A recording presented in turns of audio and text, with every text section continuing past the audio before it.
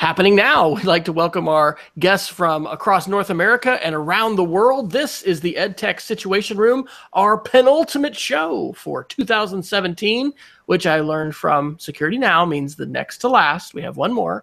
This is the episode number 78 for December the 20th, 2017. I am Wes Fryer, coming to you from Oklahoma City, where I am the Director of Technology at the Cassidy School, and enjoying our first week of winter break, which was highlighted yesterday by an almost complete day of playing Minecraft with my 14-year-old and really not even, bathing or getting out of my pajamas. So that, my friends, is vacation in the Fryer home. So joining me as always from a normally more cooler climate, Jason Neiffer. How are you tonight, Jason?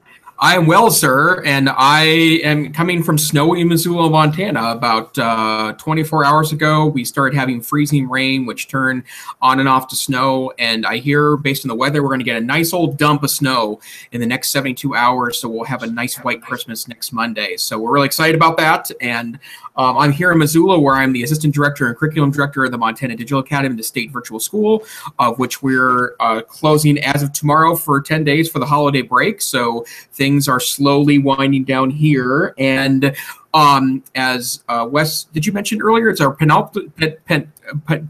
that word you said? Yeah, penultimate, that's right. Penultimate episode. And as a reminder, we talked about this a couple of times in the last month or so, but next week, an hour earlier, we're going to have our end of the year review episode. We're going to invite some special guests in and talk a little bit about what happened this year in technology 2017. And I have no doubt that we will find a lot of interesting things to talk about with our panel. So we hope you can join us next week at 7 p.m. Mountain, 8 p.m. Central Time, 9 p.m. East Coast Time, which is the reason I believe that we're going an hour early, is to make sure that the East Coast time is not too much past our adult bedtime. So we hope that you will join us next week for that exciting episode. We do have something interesting to do this week, though. I introduced Wes earlier today to the concept of Festivus. And for those of you that don't understand Festivus, 20 years ago in 1997, it was December 18th, 1997 to be exact. I was a young pup, just graduated from college, and the Seinfeld show, the sitcom that was so popular in the 80s and 90s, aired the Strike episode, which was part of its last season, and they introduced the world to a holiday called Festivus. And I put some information in the show notes. You can go to www.edtechsr.com and see all of our show notes and all the links. I put a link to the Hulu version of the episode and also to a Wikipedia article, and it's actually based on a real holiday that one of the writers in the writers room made up. But ever since I got into a classroom, I used to celebrate Festivus with my kids because it's a fun, silly thing to do. And as part of Festivus, there's an annual airing of grievances that we are going to take on here tonight on the EdTech Situation Room. And Wes and I are going to go back and forth and talk about the things that we have problems with the EdTech and technology world in 2017. So Wes, would you start us off with a grievance that you're going to air? Absolutely. So I guess we'll probably end up being, having grievances for those tools that we use the most and, have the most insight into. So some of that is Apple.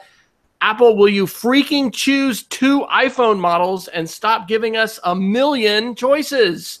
And by the way, maybe they shouldn't be $1,000 each, but we'll get to that later. But it just reminds of the time when Jobs was gone from Apple and you had all these different models, and he came in with this really nice 2x2, formula to say, this is how we meet consumer home need. This is how we, focus on enterprise and design, etc. So I think Apple is just a little bit too far strung out on their models, and it's too much for me to keep up with.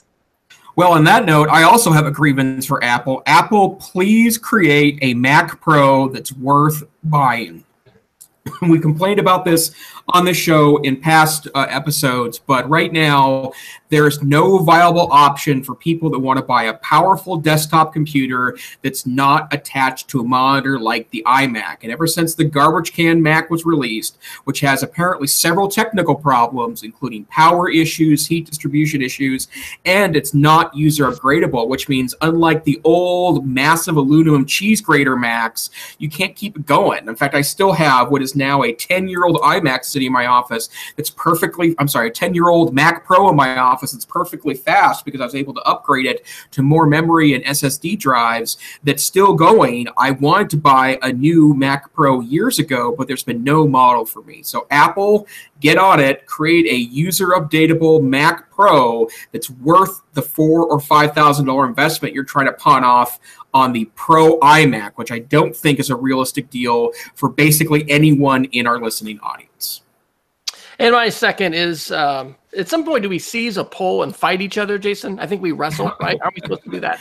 There's feats of strength is what those are called. Okay, so we're going to be skipping that part of Festus. But Apple, everyone doesn't want a more expensive phone. In fact, what was amazing, I think around the beginning of this school year, was that the baseline iPad went from 16 gig to 32 gig, and the price went down. It was incredible. And, you know, there's this thing called Moore's Law, which said we're supposed to be able to get equivalent computing power for less money. And I know that we're getting better, you know, phones and all this, but I just think we're going the wrong direction.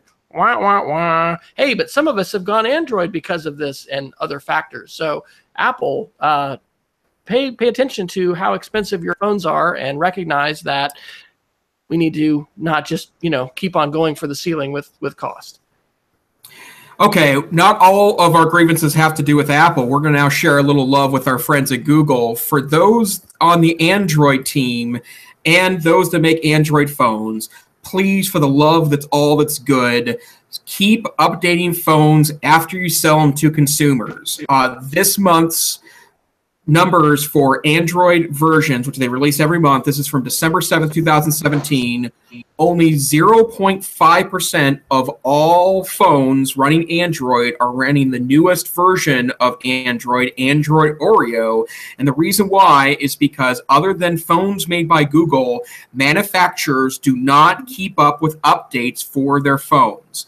The one thing is you probably listened to earlier this year, Wes and I have been going back and forth about phones. I kind of talked him into an Android phone, and one of the things that he hasn't discovered yet is that they don't get upgraded very often. It's delayed and oftentimes canceled. I'm carrying in front of the phone that's 3 versions old. It's still a good phone, and I wish manufacturers would not only continue to update phones 2 or 3 versions in the future, but do it in a speedy and efficient way, because I think it's hurting Android's growth because the manufacturers of Android phones aren't keeping up with updates. Google, please fix this problem. All right, and before I share my next one, I want to say to folks, I think we got a couple of live viewers out there. We do have a chat room on our YouTube channel that if you're viewing us live, you should be seeing. So please chime in on the chat room with any questions or comments that you may have. And I'm going to go to Microsoft next for my grievance and say, Microsoft, freaking ditch Windows. Give us a platform that's actually secure and that we can restore and re-image readily. Now, I will give a footnote to this that I re-imaged a Surface Book this last week, and we'll be re-imaging another one tomorrow. And it was actually amazingly fast relative to the, you've got to upgrade and install 8,000 patches, you know, to bring your system up to speed. So I do think they're working on this, but it continues to be a huge pain and pain point at our school in terms of how challenging it is to re-image those Windows systems. And it's also a security issue, right? Because if we're not continually keeping things up to date, then that means that we're open to vulnerability. So anyway, I think Microsoft is actually on the path for that, but it's certainly a tall challenge to do that with all of the systems that they've got to look at. But anyway, hey, did you know that Oklahoma Blood Institute still runs Windows XP on tough books, and they have no plans well, who knows what they have plans for? But anyway, I gave blood on Sunday, and I was like, "Ooh, you're running Windows XP. When are you guys going to update that?" And they just laughed. Yikes. Wow, I can't even wrap my brain around that one. I have one more for Google, though. Google, please speed up the transition of Chrome OS to use Android apps.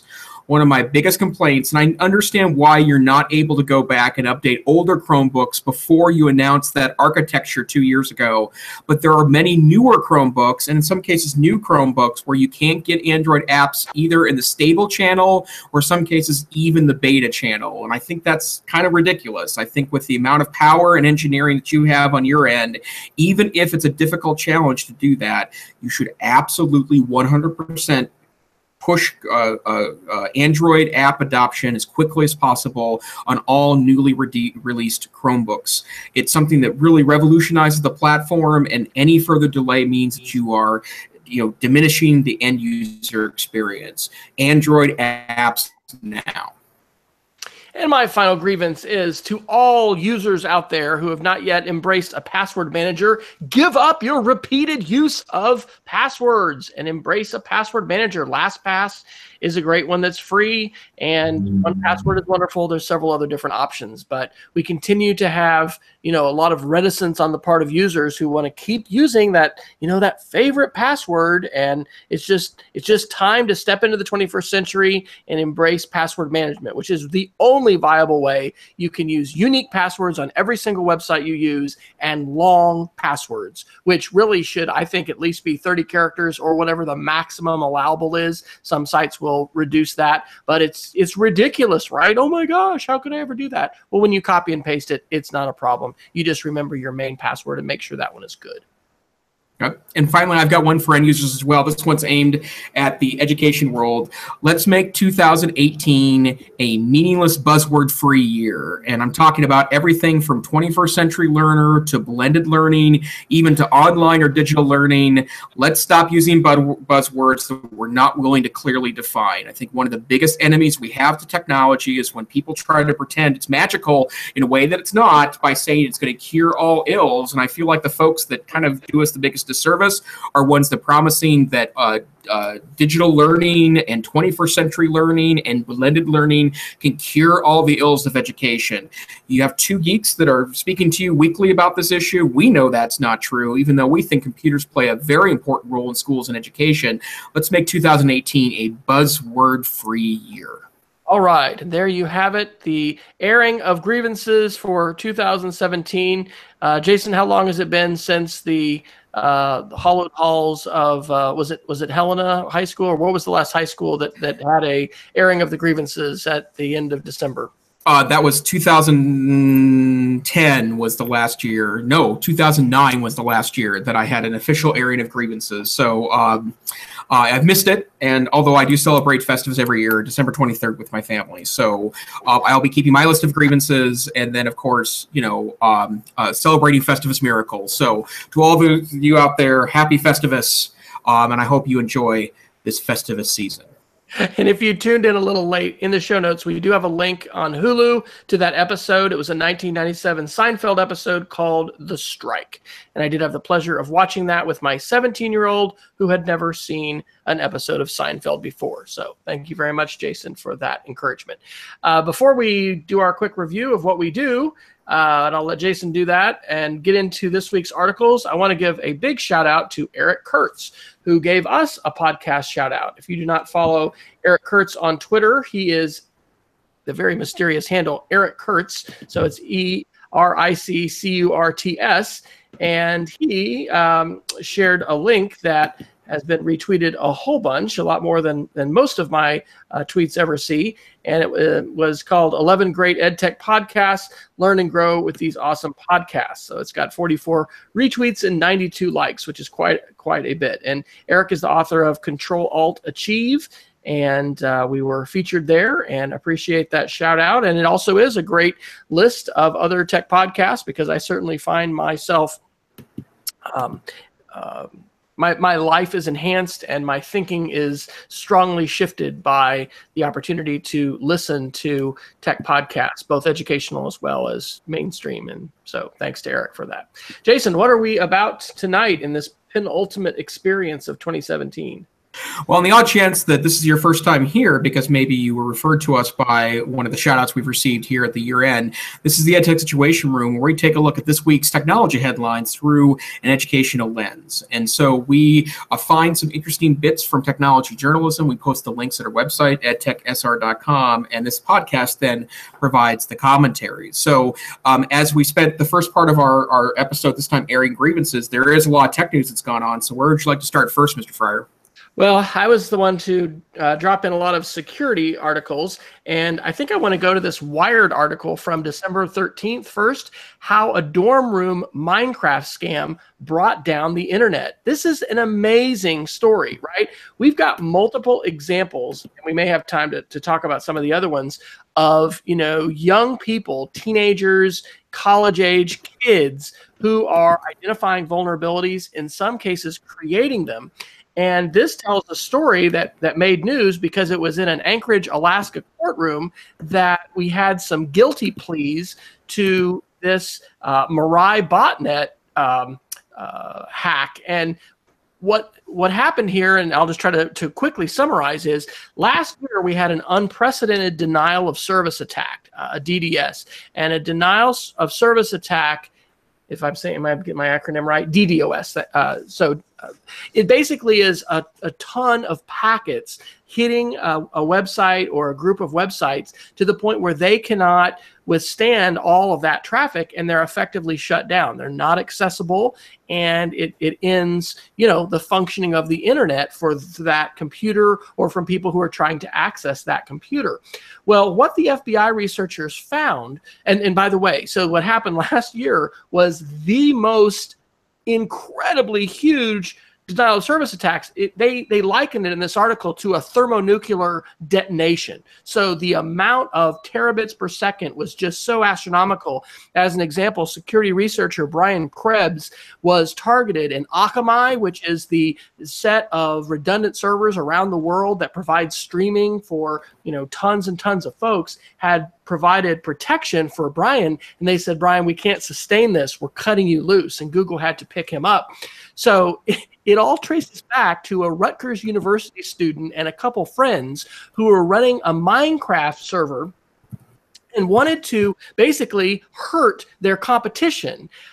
And what they ended up doing was figuring out how to get Internet of Things devices like digital video recorders, like webcams, things that are at your house, routers, to be hacked with their default passwords and then become part of a huge global network. And what they ended up doing to cover their tracks was putting it out on the open web, and then more nefarious, shady characters, you know, took a hold of this and did other kinds of attacks, like the attack on Brian Krebs. The big one was the attack on 9DNS, which is part of the just backbone of the internet. DNS is what converts the words that we put in for edtechsr.com to a number and goes to that server. And so there's incredible statistics in this article. At the peak, it enslaved over 600,000 devices around the world.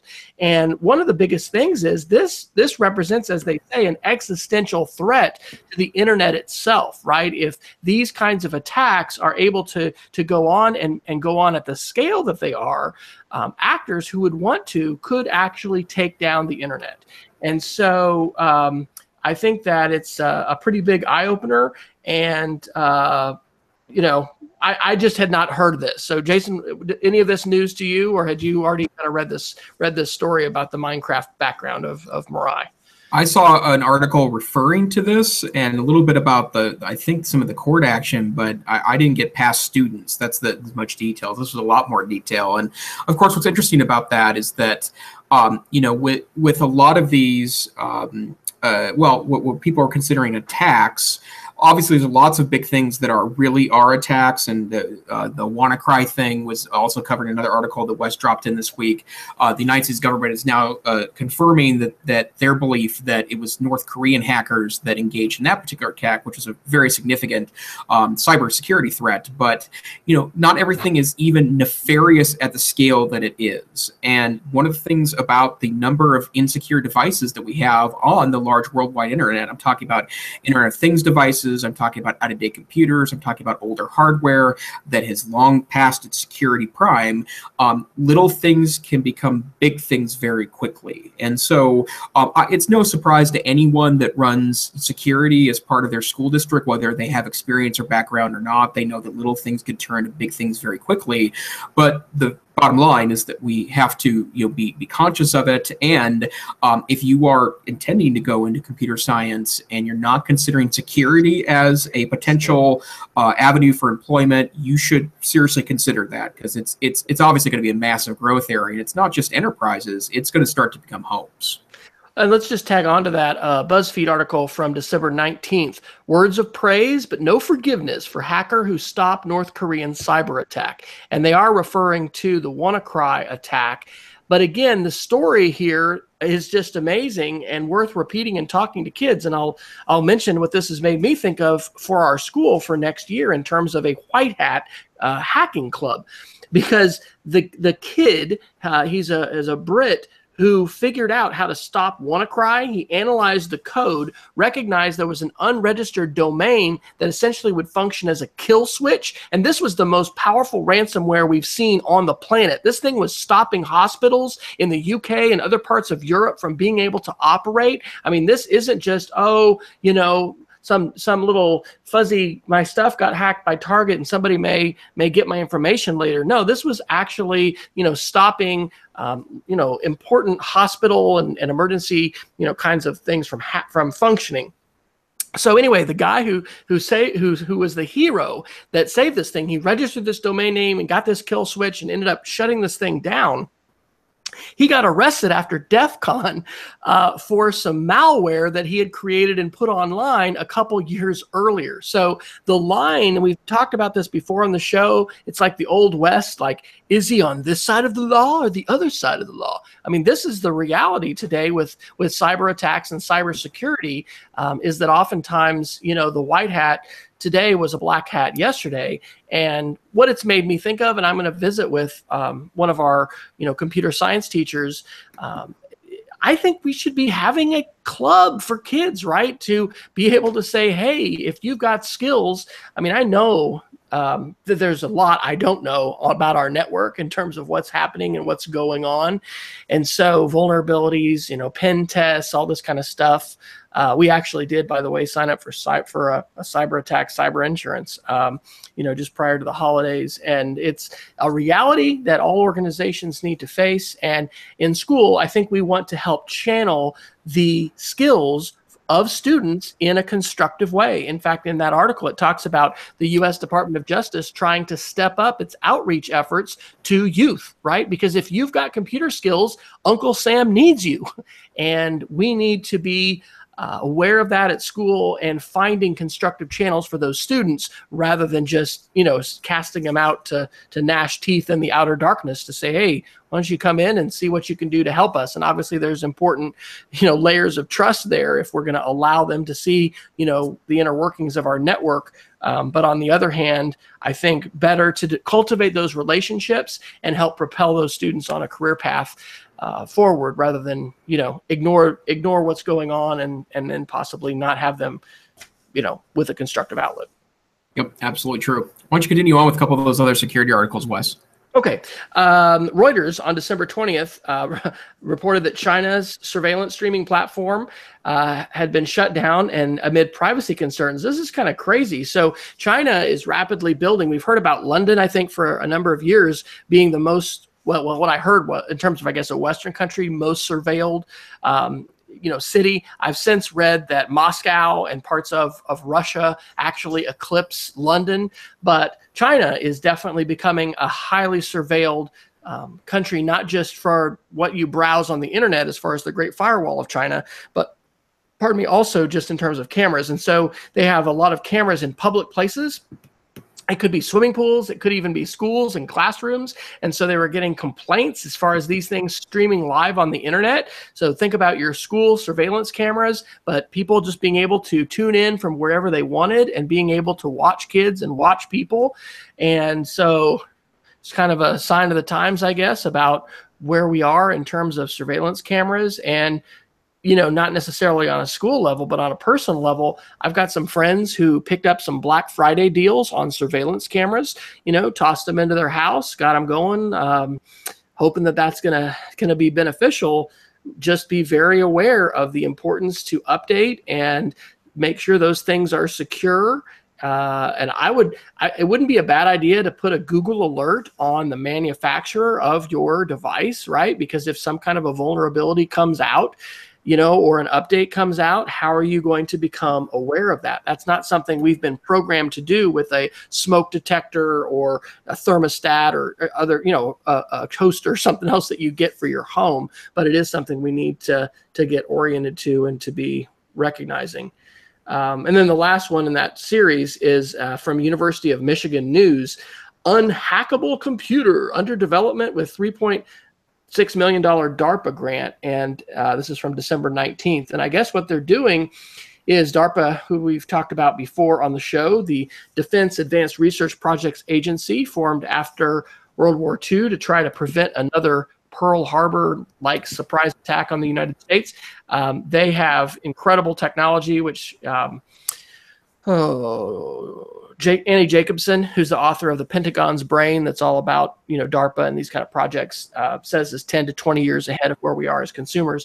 One of the things this computer is going to do, allegedly, is actually move the physical space where things are saved, so that if that part of the computer is compromised, the hackers won't continue to have access to that. And so they're trying to develop this unhackable computer. I don't know, Jason, you tweeted me earlier today about something they said about the Titanic. You think this is a doable thing? The computer which cannot be hacked.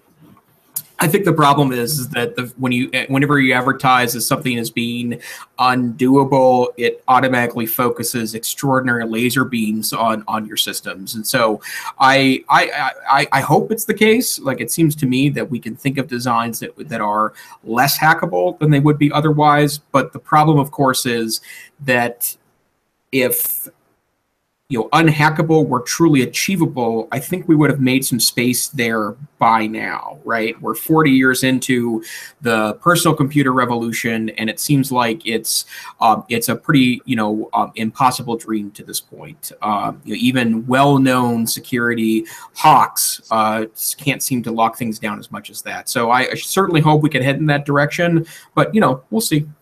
It's mentioning the Titanic makes me think of James Cameron in the movie, and of course how this might not be nearly as exciting a movie, but it will be interesting to see if Hollywood will pick up on this, right? Like, even the U.S. Department of Justice, if they want to do outreach to the youth of America, I've seen some interesting U.S. Army and U.S. Air Force, advertisements, marketing, and stuff like that to say, come join us and join our cyber force as well as our, flying and fighting force. It'll be interesting to see if we'll have a portrayal of, the heroic nature of these kinds of investigations. That the first article I mentioned about the Mirai botnet guys in Alaska is pretty fascinating, about the rabbit holes that the FBI went down in order to get the registered names, and when they hit a VPN that was an outlet, computer in France, and all these things as far as privacy. But these packets and these ones and zeros, they do leave footprints, and we need folks who are savvy to being able to track those. So it'll be interesting to see if we'll have any sort of the Top Gun of cybersecurity. I don't know that it will have quite the sex appeal of Tom Cruise and all of his co-stars. But anyway, we can only hope. Where should we go next? Well, let's start picking up on some of the kind of more traditional news this week. I want to start by focusing on Apple, because there's some interesting things out about Apple this week. First, there's been an interesting story that's developed over the last 72 hours where I don't know if it's a security researcher or just a nerd, basically decided to look at the iPhone battery and how his phone has been slowing down, and noticed that the CPU speed of his phone was higher when the battery was newer than later when the battery had been through so many cycles of starting to deteriorate. And then when you replace the battery, it bumped back up in speed again. And what was deducted from that was that the iPhone is basically designed to become slower over time by design. And this is where it kind of diverges, because there have been some media sources that have said that, basically the iPhone is planned obsolescence, right? It's supposed to basically become worth upgrading in 2 to 3 years because it gets slower over time. And there are others that say that that's actually a very good call that Apple's making, because it allows battery life to continue to be good to great, as Apple devices do have a great reputation for that. So in other words, the battery degradation issue is handled by Apple by slowing down the CPU. So first and foremost, I will say that that's been my experience too, that over time it feels like Apple phones do slow down. And that's not just the upgradability of them. Obviously, newer operating systems are heavier, and when they get updated, they're going to be a little slower. But as a former iPhone user, Wes, is that your general experience as well? I didn't realize that it was slowing down. Definitely, I have learned about the importance of replacing the battery. We replaced a battery in our youngest's iPhone 5, and then I think in an iPhone maybe 6 for our son.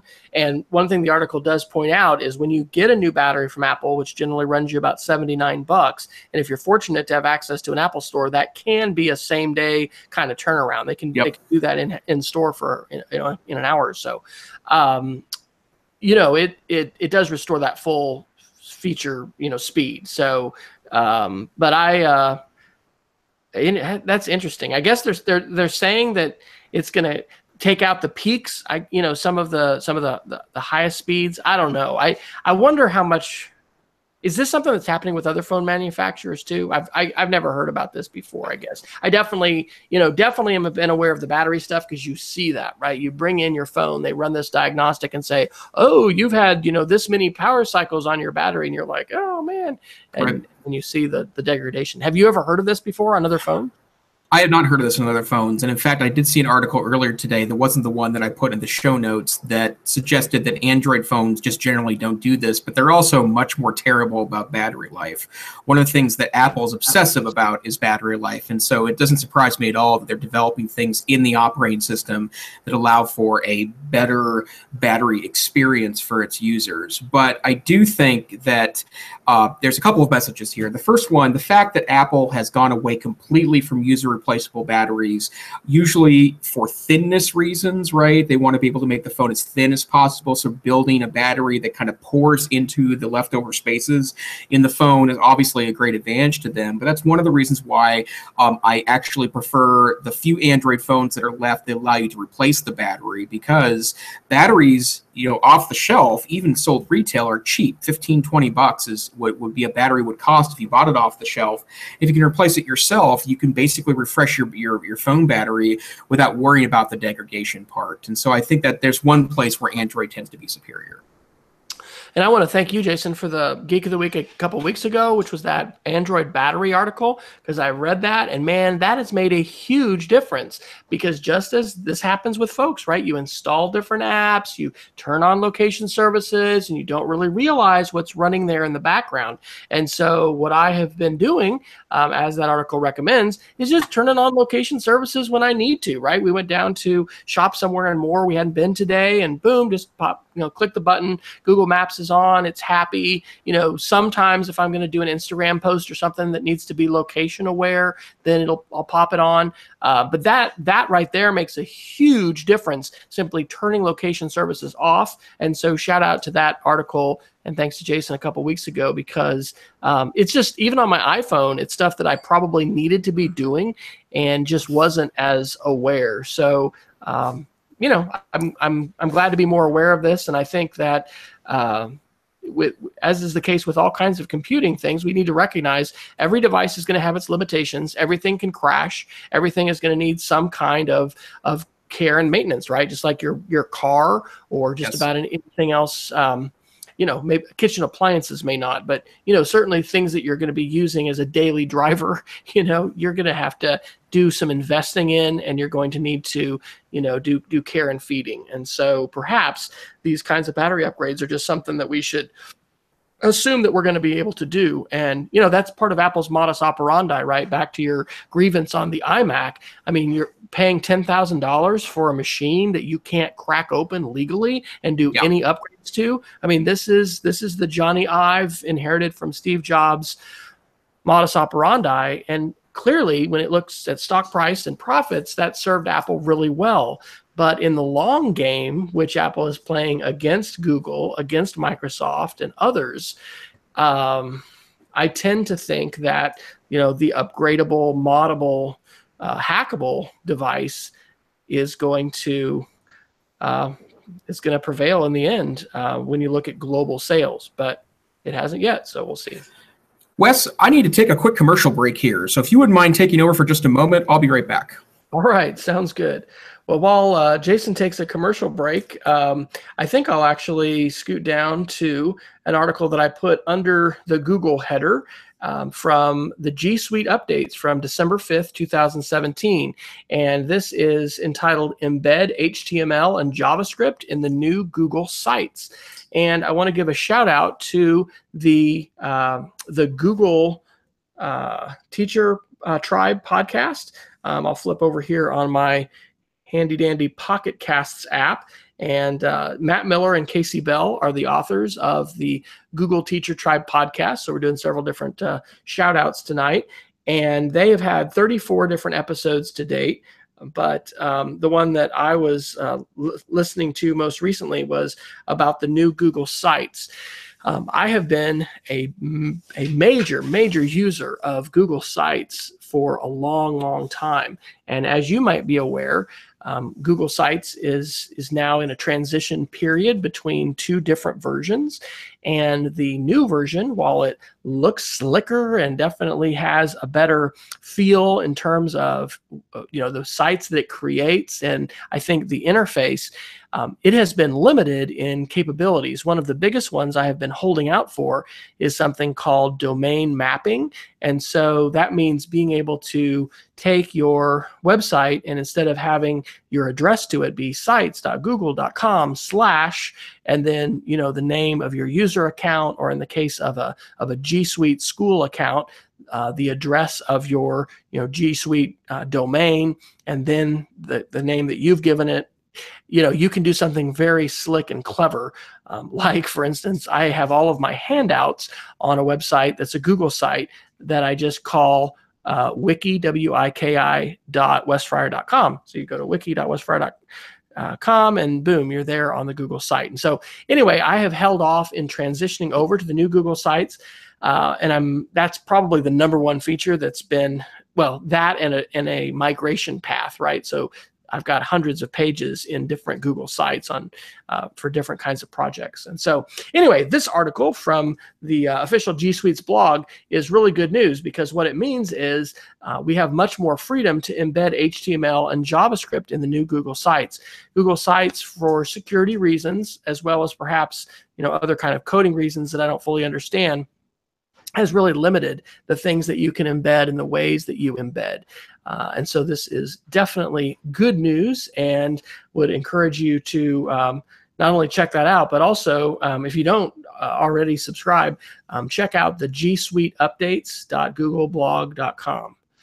I don't have this one in the show notes, but it is worth mentioning that there is a fantastic Google Plus community, because, hey, hopefully we're giving you some, updates and tips and things like that on a weekly basis to check out. And sometimes people will ask, I'm sure Jason gets this, how do you follow this? How do you keep up? Well, a lot of times it has to do with, who we follow and, what kinds of things they are up to. And so as an educator, if you're in a role where you're administering a Google site, I cannot recommend highly enough the Google Plus community and podcast, which is now called Giuseppe Admins, because Google for education, Google Apps has become G Suite, and so it's the G Suite for education. That's where Giuseppe GSFE Admins comes from. So, Jason, I just kind of took us through the embed HTML and JavaScript in Google Sites and talked a little bit about the Google site transition. So. Great. That's my Google article. So on the Google topic, the other great interesting thing that was, this was actually announced a couple of months ago, but it's coming, I believe, in February. Google is going to start in their browser, so that means the desktop, laptop, mobile browsers, blocking ads automatically that don't conform to a set of standards that Google is a member of. And what's really interesting about the articles about this is that a lot of people are calling this the Google's blocking ads, which is not true at all for a variety of reasons. One of them is which Google makes a lot of cash money on ads, right? So they're not going to be in the business of blocking advertisements. But in the last 4 or 5 years, there's been a lot of discussion around advertising. And obviously, some advertising companies have more kind of design and ethical boundaries than others. And so Google has been part of an ad coalition that's starting to put in some subtle rules for ads that are acceptable ads. And for those that don't meet those standards, they're going to be blocked on the Chrome browser. And one of the things that Google is arguing for is that they hope that when users see that the experience with advertising can be less annoying and obnoxious, that they'll turn ad blockers off. And so one of the things we've talked about ad blockers a couple of times since our show's beginning, but something that's been an interesting journey of mine is that I use uBlock Origin as the current plugin that I use on Chrome and Firefox to block ads. But a number of the websites that I go to that are good, legitimate news sites have asked me to turn the blocker off before I can access the content. And one of the weekly checks that I do as part of our show here is Wired.com is an excellent news source. In fact, it's something I subscribe to as the paper magazine. I like it so much. It's the few paper magazines that I would purchase. And they have an ad blocker on. So when I go there every week and I'm on a new browser, I refresh my Chromebook, I have to remind my ad blocker to turn off for that site. But it's very interesting to me that Google is trying to kind of save advertising by enforcing some community dynamics so they can limit the amount of annoying advertising. So first, Wes, do you unblock regularly? Are you running into the same thing I am, that ad blockers are becoming less effective? I have run into that in sites, that are kind of pleading to say, we noticed you're running an ad blocker. Please consider turning this off so that we can keep our lights on. I am using uBlock Origin as well. Oh, gosh. And I just don't want to turn back from that. I'll talk a little bit about our new Google Home devices in our house since our last show. And one of the things that's irritated me is with the news, you get packed in the ad right at the beginning. So they're going to, make sure they force feed that to you. So I have seen this. I think dancing the dance around free services, paid for with ads, it's a delicate dance. I'm glad to hear, about these standards, because I'm hopeful at least one of them involves not auto-playing video, right? That's a really bad thing that I do not like when I open up a page and, hey, I'm just going to auto-play this video. I love the fact that the Chrome browser shows me with an icon which tab and which set of tabs is playing the audio, because sometimes that can be distressing, especially if you're trying to do a conference presentation or something and you've had your machine muted and then you unmute and the stuff is coming from somewhere. So yes, I've experienced it, and I think that the dance we're doing around all of this is pretty important. And obviously Google wants this to work too, right? They ride on advertising. We've talked about it on the show, where even if you look at, my son asked me tonight, how did you decide Google Home versus Alexa? And I said, well, I trust Google more and I like them more, and Amazon's deal is selling us products, where Google's thing is basically monetizing our data they collect from us and selling us advertising, or selling advertising to advertisers and serving us up to the advertisers. And so, I do like Google. I think that we get a lot out of this relationship. And I also am glad that, they're invested in seeing that this is successful and that we're not offended and angry and all, walk away from their browser and operating system and their experience. So this sounds like a positive to me. Well, and I will add that, the advertising issues obviously is very sensitive to me too, because I rely quite a bit on free content, right? And we talked about earlier this year how I've now subscribed to the local paper online because I asked them to turn off comments, and they did. And I promised that I would start subscribing to reward them for taking a good step towards civility. But the other thing that I've also noticed too is that a lot of newspaper sites, as an example, the ad blocker turned on makes it an good browsing experience.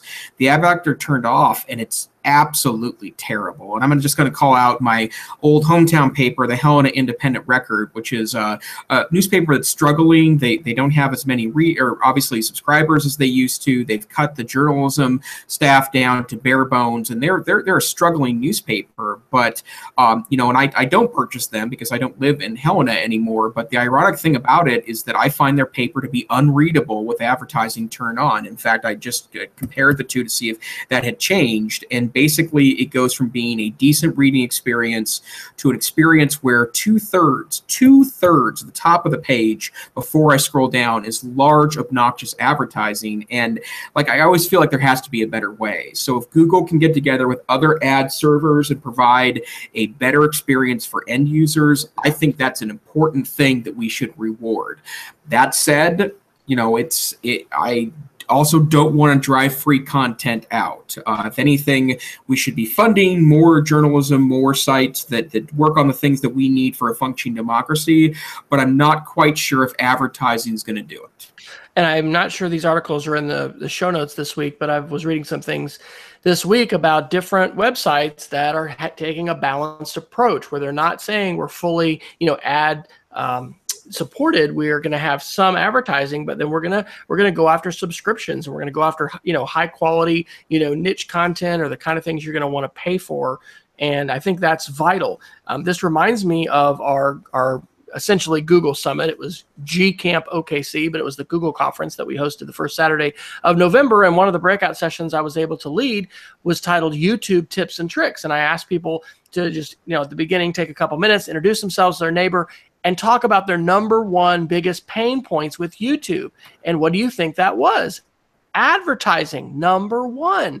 And 75% or more of the probably 30 or 40 folks that were there, maybe I'm exaggerating, maybe it was 20, but whoever, they did not know about uBlock Origin, and they were not running an ad blocker. So from an educational standpoint, for sure, right? Bring back our articles here to the educational lens.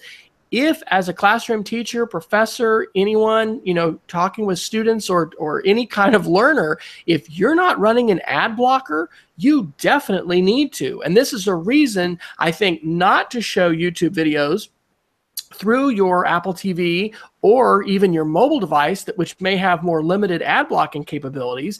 Do that with your desktop Chrome browser using an extension like uBlock Origin. I'll be sure to drop that into the show notes, because I really think that was one. I think Ben Wilkoff might have shared that along with Tab Suspender and Extensity, which is one that easily lets you turn stuff on or off. Those are important things to know about and to share. And let's not assume, if you're listening to this podcast, you are at some level an EdTech geek, right? Because you're listening to a tech podcast. Probably most of the teachers at your school and at mine are not listening to shows like this, and they may not know about this. And this is something that can change the game in terms of sharing content like YouTube videos with students, to be able to turn those videos off and make the experience, digestible and relevant, not, oh crap, we have to watch this ad now for 30 seconds. Yep, absolutely true.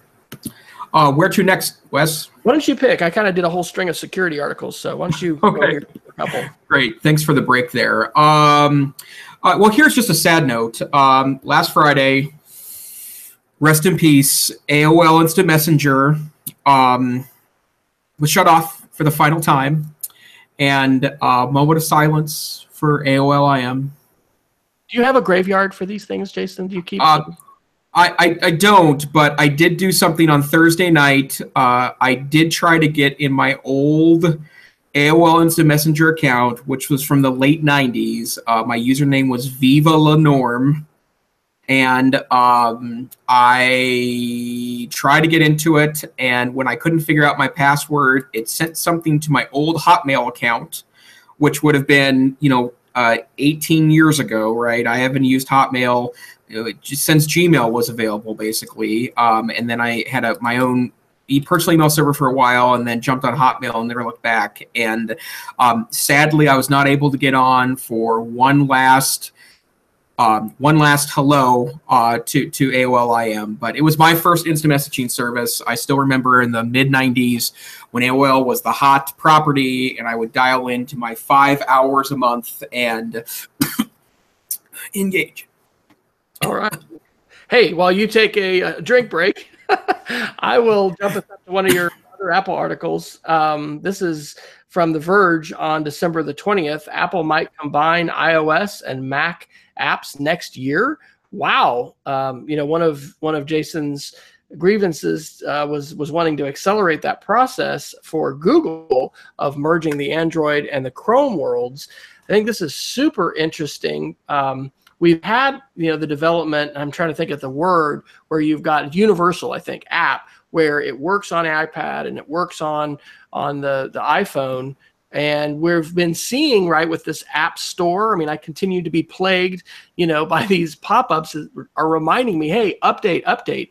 And by the way, from last week's show, if you're running High Sierra and you haven't, installed your latest update, there was a root user hack, which was a vulnerability, which was a really big deal that required, I think, local access to your machine in order to do it. But anyway, we all need to be patching our devices regularly. So this whole tendency of, the desktop machine seems to be moving towards the mobile in terms of the App Store is pretty interesting. Do you find this a viable rumor, Jason? And can I, bet my money in Las Vegas right now that we're going to see a combined developer announcement in June at WWDC? I do, although I have to apologize. My eyes are watering up now. I think I'm still a little verklempt over AOL. I am dying, but I do think it's very viable because I do think that there's some thought to the fact that Apple in its back pocket might be trying to create like a ARM-based processor laptop. So in other words, iPad chip with a laptop form factor. And this laptop is right here, right? Yeah. This has an A7 in it. That's actually why we're not, video conferencing on it right now, because it's not quite the horses that an Intel chip is, but interesting. Well, and I could see a world where they issue a laptop platform that's not unlike the Surface, or I'm sorry, the Windows 10 S system or the Chromebook system for that matter, where there's a limited app store that you can pull from, and Apple utilizes kind of that cross-platform piece. And according to that article about the merge of the two, that basically they would allow developers to pick the platforms that can go onto based on one code base. So you can say, I want this available on the desktop OS and the iPad OS and the iPhone OS, so that it goes across. And I would assume that also becomes ultimately true for the TV OS that goes on the Apple TV. And I think it's a very interesting prospect. And one of the things that I feel like that Apple's doing a little better job on than Microsoft, for example, is that they are trying to find ways to take hardware and reinvent it a little bit so that it can be faster more long-lasting with battery. Not unlike some of the work that Microsoft is doing with the ARM-based Windows that they announced last week, where they're claiming 36 hours of battery life on a slower but a much more efficient processor. So yeah, I'll be curious to see that, and I do think that's an innovation that would show some sign of life over at Apple Corp.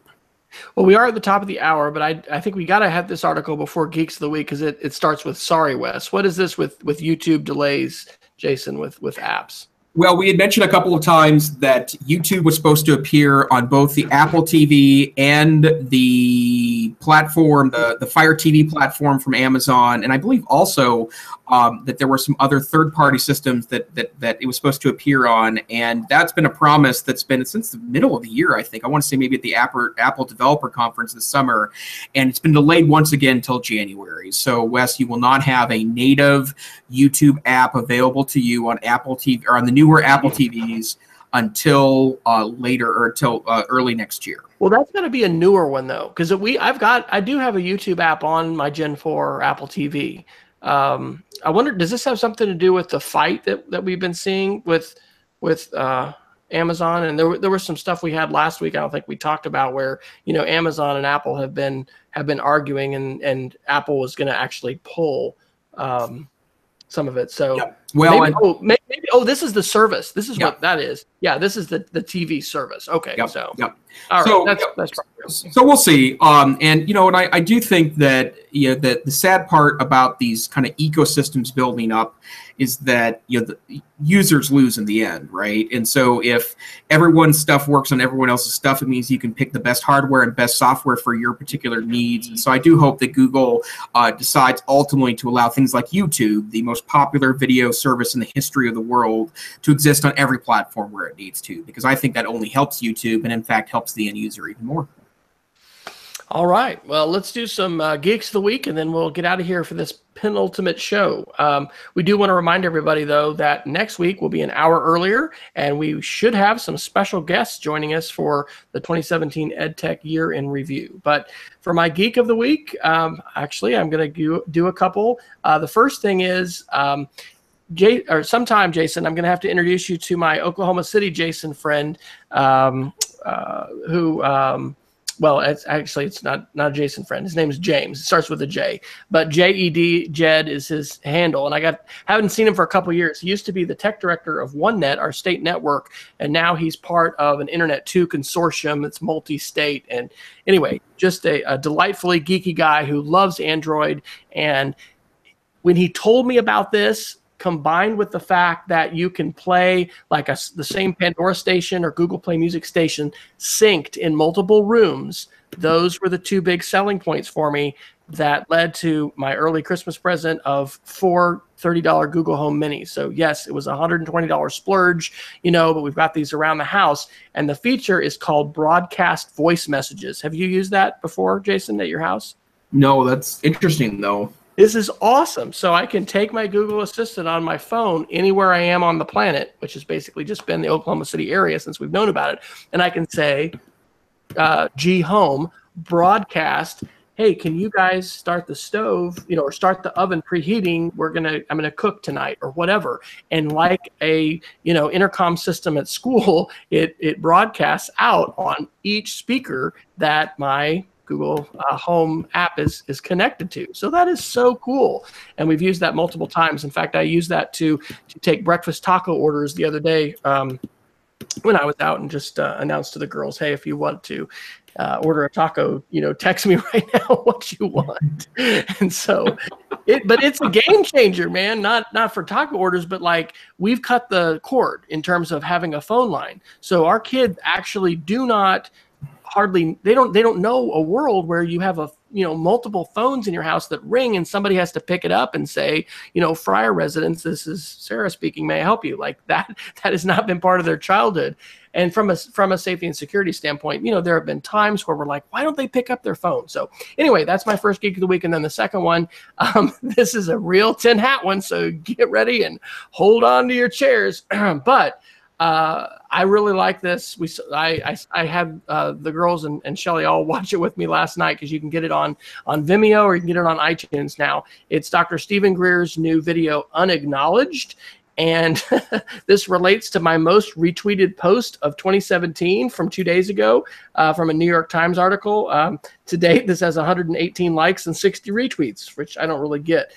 There's an article called Glowing Auras and Black Money, the Pentagon's Mysterious UFO Program.